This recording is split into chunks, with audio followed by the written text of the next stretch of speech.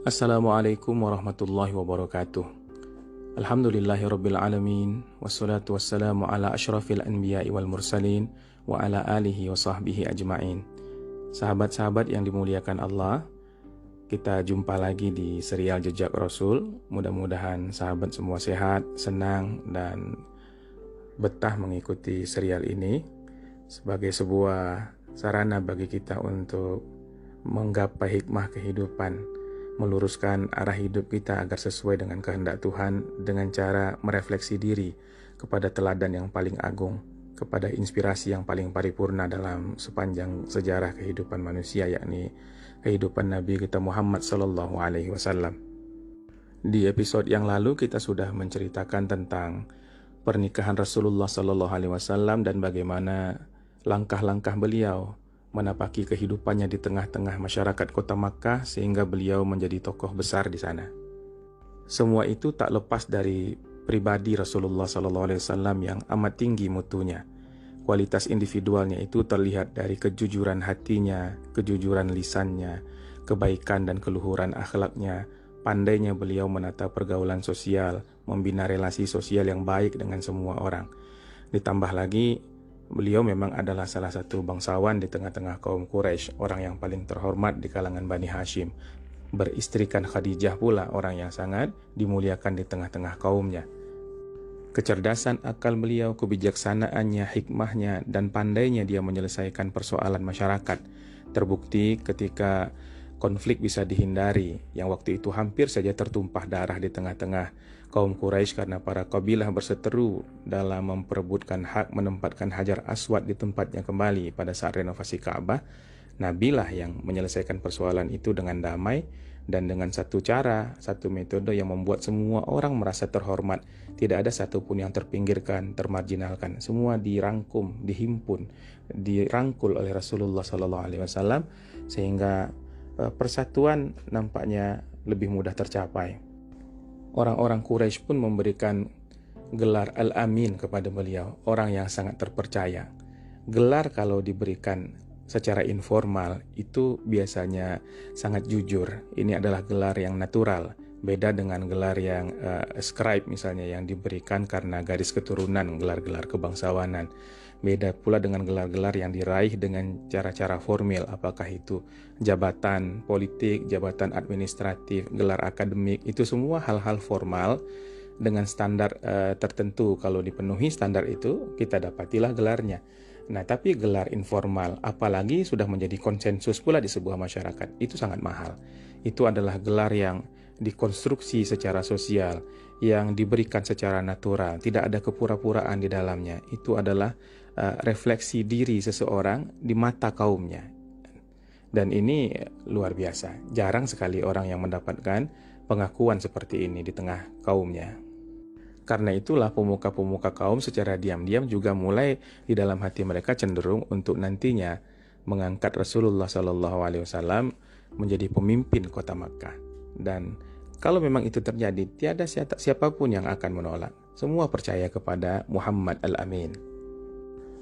Namun segala macam kredibilitas itu tidak membuat hidup Rasulullah tenang, karena dia menemukan paradoks antara pribadinya dengan kondisi masyarakatnya. Bayangkanlah pribadi yang demikian agung, yang lemah lembut, itu harus dihadapkan pada sebuah masyarakat yang senang berkonflik, bahkan bisa dipicu oleh hal-hal kecil saja. Mereka gampang menumpahkan darah, padahal triggernya hal-hal yang mungkin sepele dan kekanak-kanakan. Kita bisa tahu juga bagaimana perasaan seorang yang hatinya dipenuhi oleh tauhid. Sejak kecil dia tidak pernah menyembah berhala. Lalu dia mesti hidup di tengah masyarakat yang penuh dengan keberhalaan, yang bahkan mereka menciptakan tuhan-tuhan yang semakin lama semakin banyak. Ya, sifat agama yang antropogenik, yang tumbuh dari budaya manusia, itu memang selalu expanding, dia berkembang dan liar begitu. Jadi apa kebutuhan manusia, mereka akan mencari Tuhan yang sesuai dengan kebutuhannya itu. Pribadi Nabi yang punya moralitas yang tinggi harus dihadapkan pada kerusakan perilaku pula. Ada banyak perzinahan atau model-model pernikahan sih, tapi dijalankan dengan cara yang tidak-tidak. Misalnya ada seorang pada saat itu membolehkan istrinya untuk berkumpul dengan lelaki lain sehingga dibuahi dan kemudian mereka akan mendapatkan anak keturunan yang bermutu begitu. Nah, ini sangat di luar akal sehat. Mabuk-mabukan itu jadi hal yang biasa, tidak dianggap salah, dan kemudian juga judi dan lain sebagainya. Pendek kata, ini adalah masyarakat yang diliputi oleh kemusyrikan, kerendahan mentalitas, dan kerendahan akhlak, serta potensi perpecahan yang terus-menerus menghantui. Hal-hal tersebut menjadi buah pikir bagi Rasulullah SAW, apalagi beliau sudah berada pada kematangan usia. Kita tahu manusia itu ada elemen-elemen dalam dirinya. Ada fisik, ada mentalitas, dan ada pikirannya. Nah, kematangan fisik itu bertemu dengan kematangan mentalitas dan kematangan pemikiran biasanya di rank usia 30-40 tahun. Oleh karena itu, para nabi diutus pada usia-usia sekian. Isa alaihissalam misalnya diutus pada usianya yang ke-30. Sedangkan Nabi kita Muhammad SAW diutus, diberikan wahyu padanya, diangkat beliau secara sah menjadi Nabi dan Rasulullah pada usianya yang ke-40 tahun. Di jelang usia beliau yang ke-40 itu, maka beliau pun mulai mendapatkan tanda-tanda kenabian itu pada dirinya, cuma beliau belum sadar. Dalam hadis riwayat Imam Bukhari dari Aisyah radhiyallahu taala anha dikatakan bahwa wahyu yang pertama turun kepada Rasulullah itu adalah mimpi. Awwala ma budi'a bihi Rasulullah sallallahu alaihi wasallam min al-wahyi ar-ru'ya as-salihah fi an-naum. Jadi awal sekali wahyu yang turun kepada Rasulullah itu adalah ru'ya salihah, mimpi yang benar. Sahabat sekalian, mungkin baik juga kalau kita mengetahui jenis-jenis wahyu. Jadi ada beberapa cara wahyu itu turun kepada Nabi. Di antaranya adalah tadi pertama mimpi. Dari Ubaid bin Umar dikatakan ru'yal anbiya wahyun. Ini hadis riwayat Imam Bukhari bahwa mimpinya para nabi adalah wahyu. Kemudian dibacakan inni ara fil manami anni asbahuk.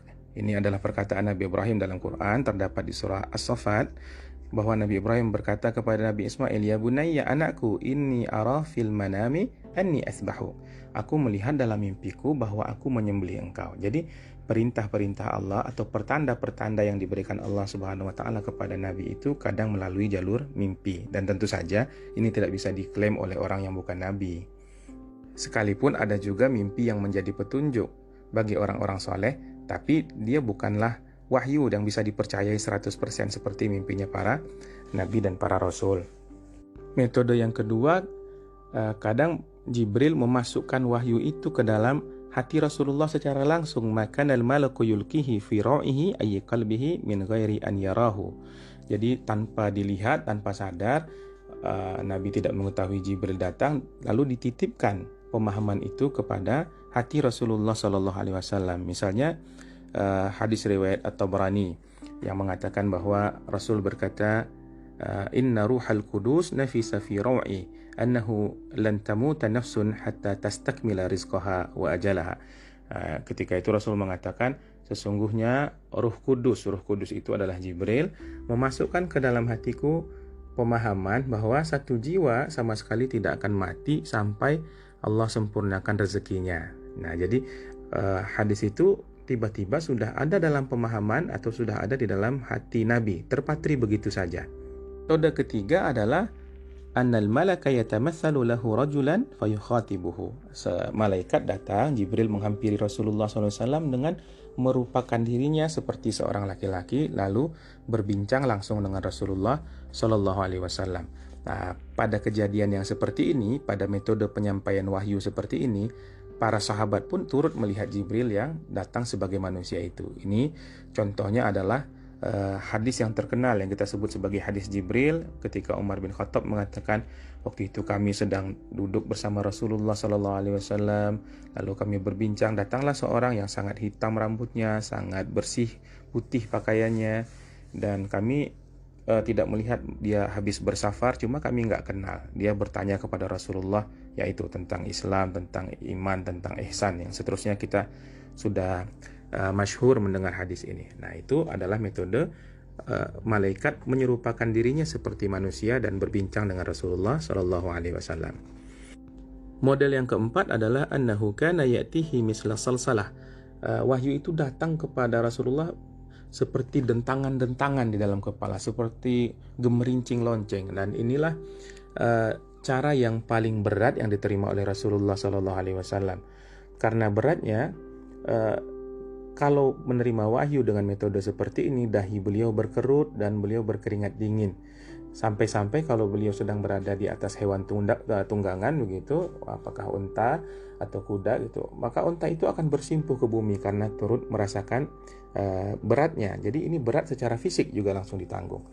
Pernah satu ketika beliau diturunkan wahyu kepadanya dengan cara seperti ini.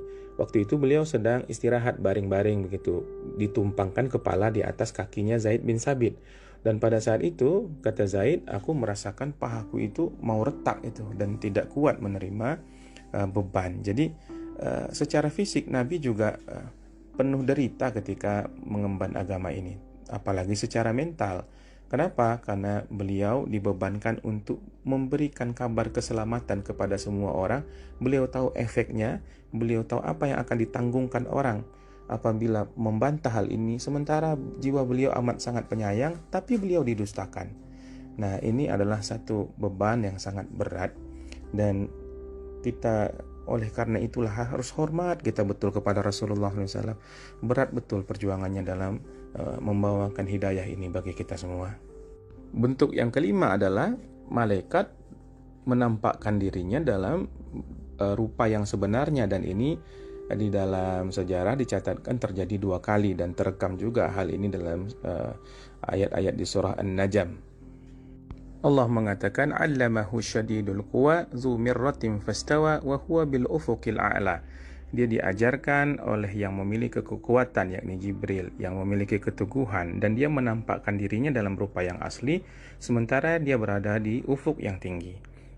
Pada ayat-ayat selanjutnya Allah pun mengatakan walaqad ra'ahu nazlatan ukhra, dan dia kembali melihat Jibril dalam bentuk aslinya pada kesempatan yang lain lagi, yakni inda sidratil muntaha, ketika dalam perjalanan Mi'raj ketika sampai dekat sidratil muntaha. Nah, itulah Jibril menampakkan rupanya yang asli kepada Rasulullah sallallahu alaihi wasallam. Bentuk yang lain lagi adalah ketika wahyu diturunkan kepada Rasulullah tanpa hijab, ketika Rasul berkomunikasi langsung dengan Allah Subhanahu wa taala, serupa dengan Musa bertemu dengan Allah Subhanahu wa taala, yakni pada peristiwa Mi'raj. Bedanya Musa mendengar dan bercakap dengan Allah Subhanahu wa taala di bumi, sedangkan Rasulullah Muhammad sallallahu alaihi wasallam diangkat ke langit untuk menjumpai Rabb-Nya. Itulah metode-metode turunnya wahyu. Nah, kita kembali kepada kisah kita tentang Nabi Muhammad ketika usia menjelang 40 atau sekitar usia 40 tahun itu. Terusan dari hadis yang disampaikan oleh ibunda kita Aisyah tadi adalah bahwa Rasulullah la yara ru'ya illa ja'at misla falaqis subuh. Beliau itu tidak bermimpi kecuali melihat seperti cahaya subuh. Jadi mimpinya itu dia melihat fajar menyingsing. Nah, kemudian apalagi? Tsumma hubbiba ilaihil khala. Nah, ini yang dikatakan oleh Bunda Aisyah. Kemudian beliau dibuat cinta kepada khalwat. Jadi kata-katanya di sini adalah hubbiba. Ini dalam bentuk majhul, dalam bentuk pasif, sehingga Allah lah yang membuat Rasulullah gemar dalam berkhalwat itu. Nah, dalam perjalanan beliau berbolak-balik, dan beliau memilih tempat khalwatnya di Jabal Nur, di satu gua yang masyhur kita kenal sebagai Gua Hira. Di situ juga terjadi hal-hal yang aneh. Kalau Rasulullah lewat, seperti diriwayatkan Imam Tirmizi dan juga oleh Imam Baihaqi, pada beberapa malam itu aku lewat di pohon, ma marartu bi syajarin wala hajarin illa qala assalamu alayka ya Rasulullah. Kalau aku lewati pohon, lewati batu, seolah ada suara yang mengatakan bahwa seperti mengucap salam begitu, assalamu alayka ya Rasulullah. Salam atasmu wahai Rasul Allah, wahai utusan Allah. Wa kana yakhlu bi ghari Hira'in fa yatahannatsu fihi. Dan Rasulullah kemudian berkhalwat di Gua Hira. Beliau di situ bertahannus. Bertahannus itu beribadah, berfikir, bertafakur, dan kemudian melakukan ibadah-ibadah sesuai apa yang dipahami beliau dari peninggalan Nabi Ibrahim alaihissalam. Kalau sudah habis bekal, beliau pulang lagi, kemudian pergi lagi ke sana. Nah, satu ketika di bulan Ramadan ada yang mengatakan bahwa itu adalah tahun ketiga dari jalannya khalwat Rasulullah ini. Sudah 3 tahun beliau melaksanakan itu secara rutin. Allah mengangkat beliau menjadi Rasul. Nah, ada yang menyebutkan ini tanggal 17 Ramadan. Kalau dihitung itu berdepatan dengan 6 Agustus 610 Masehi. Ini pendapatnya Ibnu Katsir.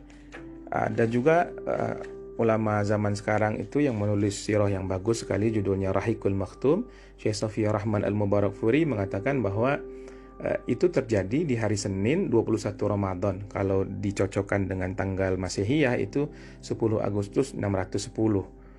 Wallahu alam. Nah, dikatakan pada saat itu usia beliau itu sekitar 40 tahun 6 bulan dalam kalender lunar calendar.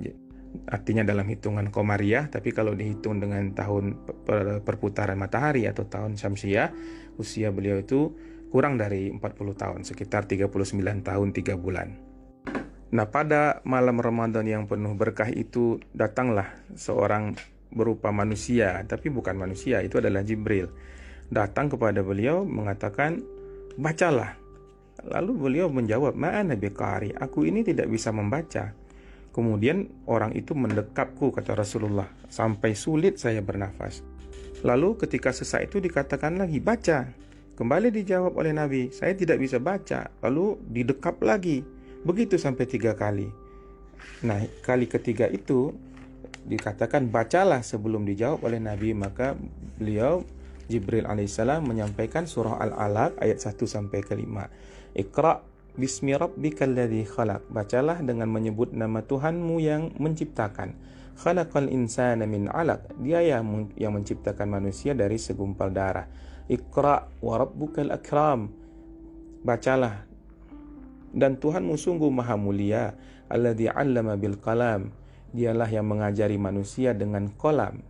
Dan 'allamal insana ma lam ya'lam. Dia mengajarkan kepada manusia apa-apa yang tidak diketahui oleh manusia tersebut. Maka diulangilah ayat-ayat itu oleh Rasulullah SAW. Lalu kemudian orang itu pergi. Nah, kata Nabi, sepertinya kata-kata itu tertanam dalam hatiku. Nah, cuma ada juga perasaan takut di dalam diri Rasulullah. Apakah dia ini sudah terilhami jin, apa bagaimana gitu. Karena itu beliau pun lari keluar dari gua itu. Nah, di tengah perjalanan menuruni tebing bukit, beliau mendengar suara di atasnya, "Hei Muhammad, engkau utusan Allah dan akulah Jibril." Lalu beliau tengadahkan kepala ke arah langit. Nah, di sana terlihatlah Jibril dalam bentuk yang masih beliau kenali seperti orang tadi, tapi sekarang ini dalam rupa yang sangat besar, seperti memenuhi seluruh cakrawala. Beliau mengulangi lagi, "Hai Muhammad, engkau Rasulullah haqqan, engkau adalah Rasul yang benar, dan aku Jibril." Nabi pun terpaku menatapnya. Nah, lalu kemudian Nabi berpaling, tapi kemanapun beliau memandang, ke utara, ke selatan, ke barat, ke timur, yang nampak malaikat itu saja di cakrawala. Akhirnya Rasul pun berlari pulang ke rumah. Dengan peristiwa yang sedahsyat itu tentulah jiwa mengalami syok. Sampai di rumah, beliau menyerukan kepada istrinya, "Dasiruni, dasiruni, selimuti aku dengan tubuh yang bergetar." Beliau kemudian merebahkan diri. Khadijah menyelimuti, lalu menenangkan Nabi tanpa bertanya apa-apa dahulu. Memang beginilah kalau seorang sedang mendapati masalah, dia menginginkan ketenangan dulu, baru nanti penyelesaian masalah itu nomor 2. Setelah beliau tenang, kemudian diceritakan oleh Nabi Muhammad SAW kepada istrinya tersebut apa yang dia lihat dan apa yang dia dengar. Khadijah sedikit-sedikit juga sudah membaca tanda-tanda bahwa suaminya ini adalah orang yang istimewa. Kita ingat bahwa Khadijah ini adalah sepupunya Waraqah bin Naufal, dan Waraqah adalah seorang yang mengetahui tentang Alkitab. Rasulullah SAW ini sudah lama pula dikenali oleh Khadijah lewat berita-berita yang disampaikan oleh bundaknya Maisarah ketika mendampingi Nabi Muhammad berdagang dahulu sebelum pernikahan mereka berdua, sebelum pernikahan Rasulullah dengan Khadijah. Di situ ada tanda-tanda juga seperti pohon yang merunduk, awan yang menaungi, dan kemudian Maisarah juga sekelebatan melihat malaikat yang menaungi dan melindungi Rasulullah SAW. Jadi Khadijah sedikit banyaknya sudah tahu bahwa akan ada satu hal besar pada diri suaminya ini, dan ini mungkin saatnya. Maka Khadijah pun pergi kepada sepupunya Warakah. Warakah pada saat itu sudah sepuh, sudah buta. Warakah langsung berkata, Kudus, Kudus, maha terpuji, maha suci, kata Warakah. Demi Tuhan yang menguasai jiwaku ini, yang mendatangi Muhammad itu adalah Namus. Itu malaikat teragung yang dulu juga mendatangi Musa. Sungguh Muhammad itu adalah nabi kaumnya. Tolong engkau yakinkan dia. Itu kata Warakah bin Naufal. Perkataan Warakah itulah kemudian yang disampaikan oleh Khadijah kepada Nabi SAW sehingga hati beliau pun menjadi kuat. Di sini coba kita lihat peran Khadijah Al-Kubra radhiyallahu taala anha. Bagaimanalah Nabi tidak akan cinta kepada beliau? Bagaimanalah Nabi tidak akan berkesan selamanya di dalam jiwanya perihal kebaikan hati Khadijah ini? Di saat goncang itu Khadijah menopang Rasulullah SAW.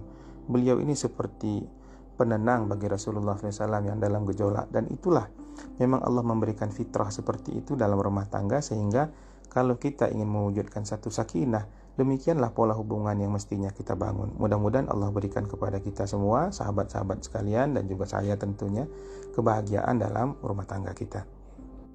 Berita dari Warakah tadi membuat Rasulullah semakin tenang. Lalu beliau kembali lagi untuk bertahanus karena jumlah hari yang diniatkan oleh Nabi belum genap. Nah, setelah selesai tahannus, beliau pun turun dan langsung menghampiri Makkah, maksudnya menghampiri Ka'bah untuk melakukan tawaf. Di situ beliau melihat Warakah sedang duduk di tepian masjid. Lalu beliau hampiri Warakah dan mengucap salam.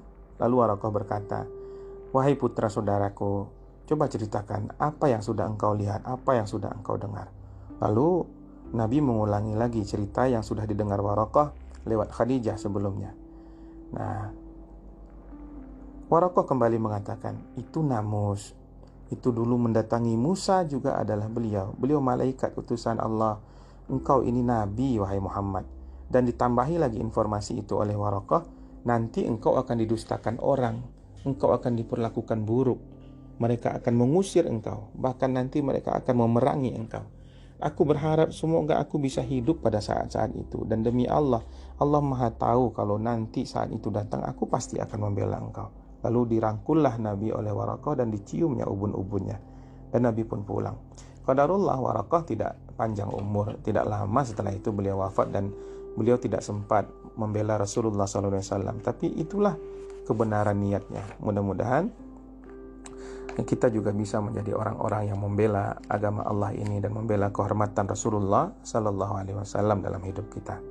Kemudian wahyu berikutnya pun turun. Di antara para ulama ada yang menyebutkan bahwa selanjutnya wahyu yang turun itu adalah surah Al-Qalam. Nun wal qalami wa ma yasturun. Namun dalam tartibun nuzul atau urutan-urutan turunnya Quran ini memang banyak perbedaan pendapat para ulama, dan mungkin tidak di sini kita akan bahas. Ini bukan tempat yang tepat untuk pembahasan itu. Cuma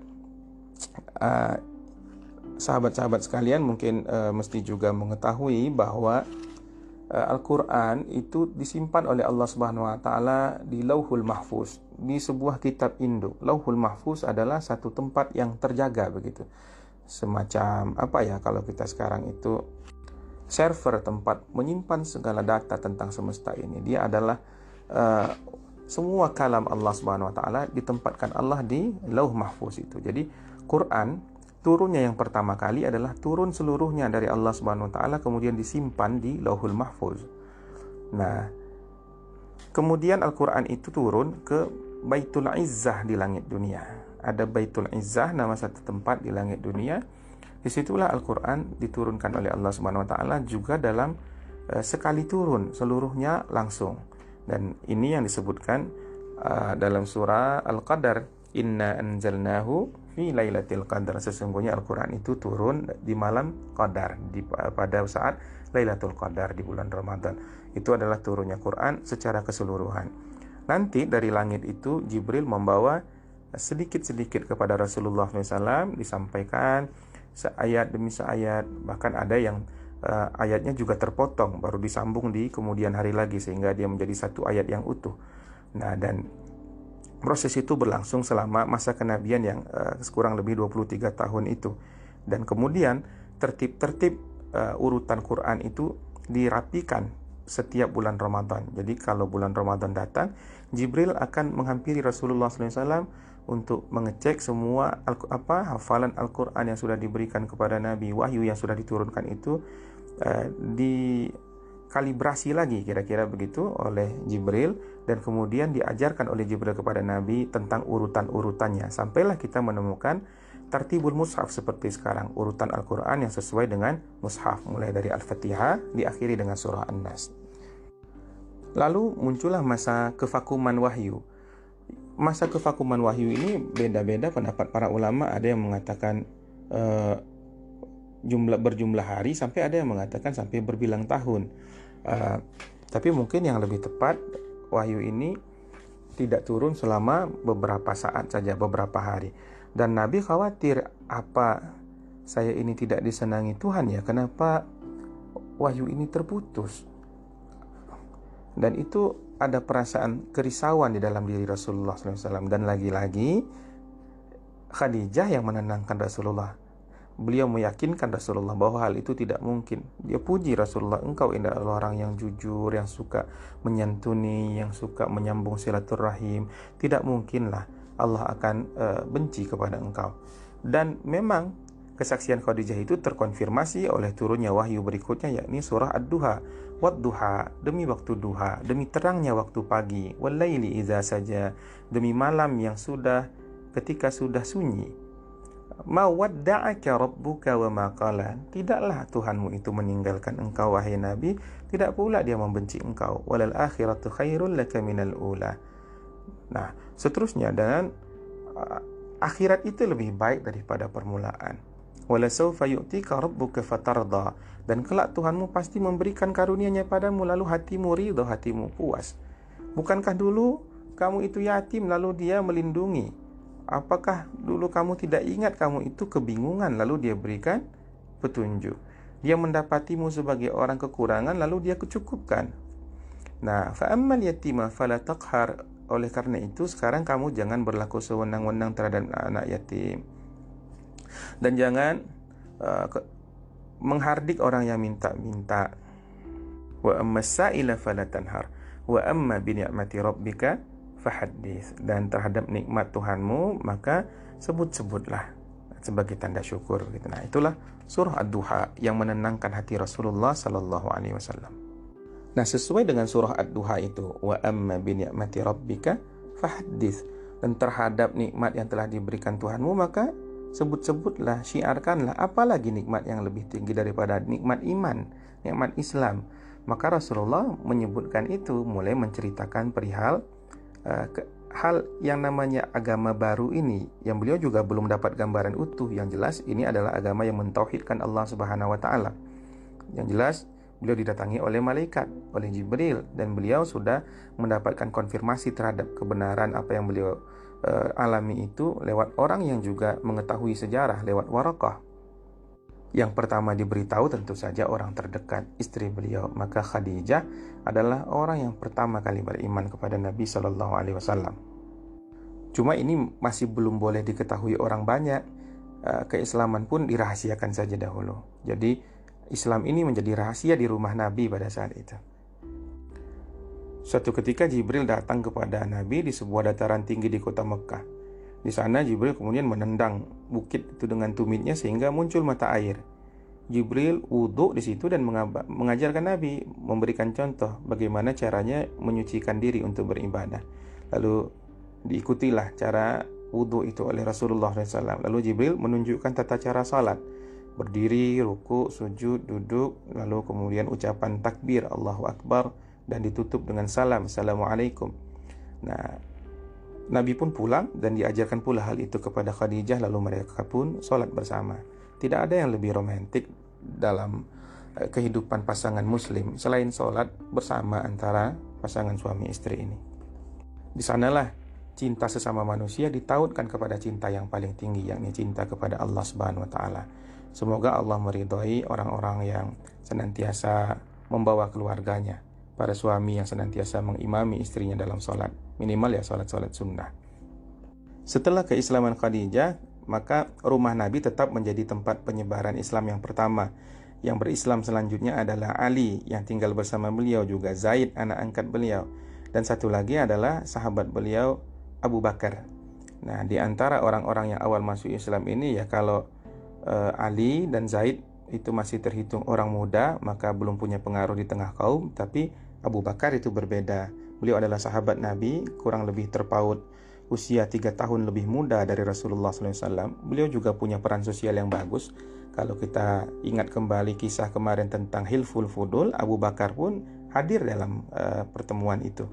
Abu Bakar ini dihormati karena pengetahuannya luas, kelakuannya menyenangkan, dia orang yang baik dan senang bersosialisasi, lalu senang membantu orang-orang. Banyak orang berkonsultasi kepada beliau ini mulai dari masalah pribadi sampai masalah ekonomi, dan itulah yang menjadi modal nanti beliau menjadi agen Rasulullah SAW dalam menyebarkan agama yang mulia ini. InsyaAllah akan kita sampaikan kisah-kisah berikutnya dari dakwah Rasulullah SAW pada fase awal ini pada episode yang selanjutnya. Sekarang kita sudahi dulu, mudah-mudahan ada manfaatnya, mudah-mudahan berkahlah serial kita ini. Subhanakallahumma wa bihamdika asyhadu an la ilaha illa anta astaghfiruka wa atubu ilaik. Assalamualaikum warahmatullahi wabarakatuh.